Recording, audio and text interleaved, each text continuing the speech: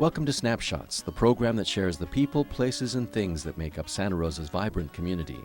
On today's program, we'll be seeing stars at the Santa Rosa Junior College Planetarium and learn about a culinary training program at a downtown restaurant. Then we'll meet Ida Johnson, one of the longtime TV producers at the Community Media Center. Finally, we'll find out how a local family keeps art as a central part of their lives.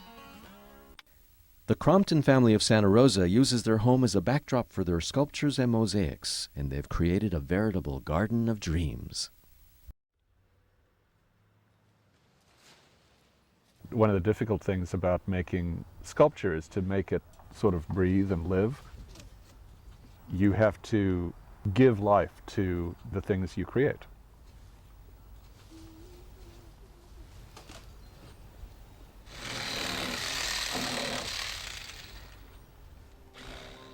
We knew that we needed to have a garden. We knew that we needed to have studio space and, a house that would be big enough to accommodate our family, our growing family. It was just a really odd happenstance to be going for a walk and be pregnant and find pretty much exactly what we were looking for. We thought, okay, well, let's go for a walk and see if we can get labor started. There was a house completely buried in trees and shrubs. We just fell in love with it. We made an offer and they accepted it, and he was born that night. So I think this little boy just wasn't ready to be born until he had a place to come home to.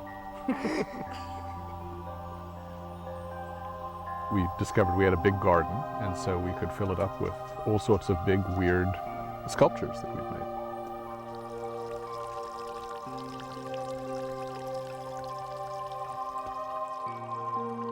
One of the things we've started doing is having the sculptures interact with the ground.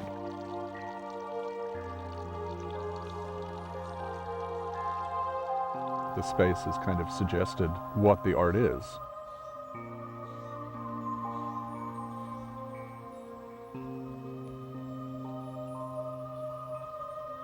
Rising Nike is a good example of that. It used to just be an open meadow area, but once she was there, it began to suggest shapes.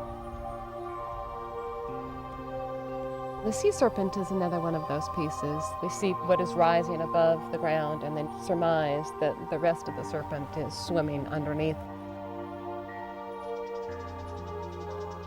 We would find these amazing rocks all over the garden. Colin and I would gather them, and I started using them in the mosaics.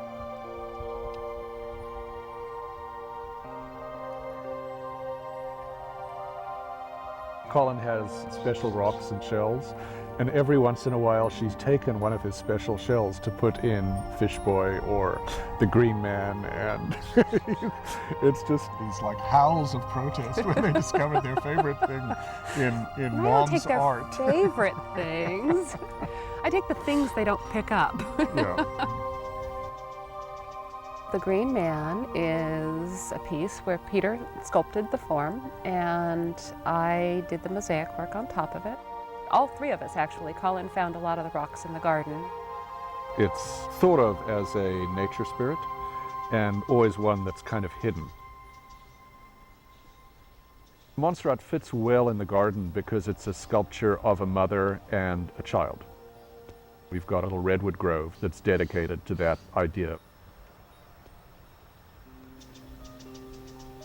The piece I relate to most would be the mother. Objects that are embedded in her surface are in stratified layers as in the earth. All of the natural sort of detritus is at the bottom of her. Further up to the top, there are more contrived things that humanity would have put into our garbage dumps.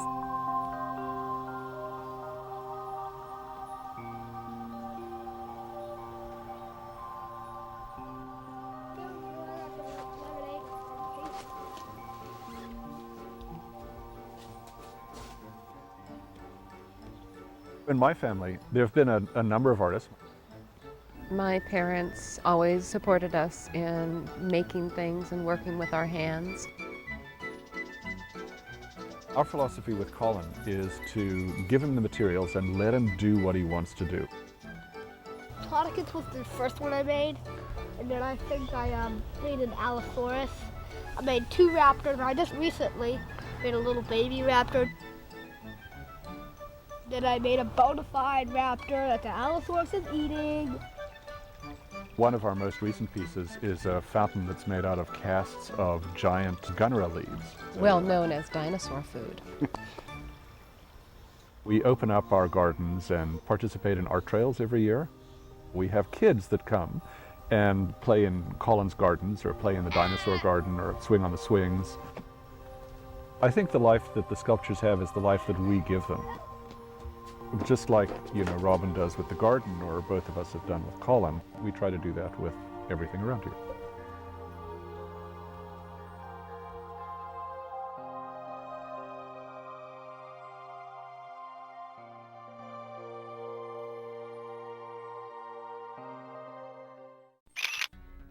Thanks for joining us for this episode of Snapshots, capturing the small stories that make Santa Rosa big in the best way.